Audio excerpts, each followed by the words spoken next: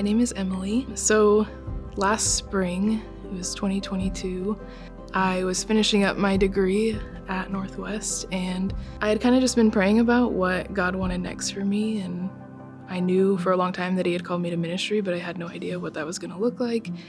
And just as I had started praying about what was going to come after I had graduated, I felt like doors were just kind of starting to close, and I was like, God, you called me to ministry, but like, why are all the doors closing? And I had kind of just started surrendering to God of like, whatever you want for me, that's what I'll do.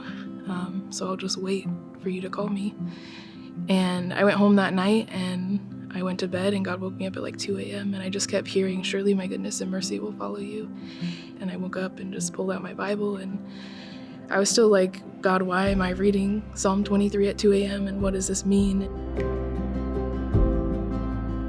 I went to church the next morning and there was a missionary speaking, and the entire time this guy was speaking, my stomach was just like turning and my heart was pounding. I think the one area of ministry that I had kind of never been open to was missions. For whatever reason, it just was like, that's too uncomfortable, that's too far from me. When he finished speaking, they played this song called Wherever You Lead, and as I was like singing the song, I was like, God, this is like my prayer, like wherever you lead, that's where I want to be. Like, I ultimately know that whatever you have for me is going to be far more fulfilling, far better than anything that I could do on my own.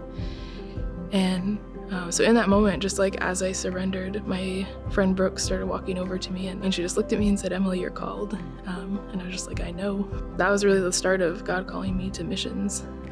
And actually a few weeks before that, I had committed to going down to Gleanings for the Hungry to serve on their summer staff program on their empowerment team. I was like, okay, I guess this is just how we're starting. I'm very good at administration, and I didn't expect God to use that within missions, but He absolutely has, and He's revealed passions to me too of like developing and discipling people, and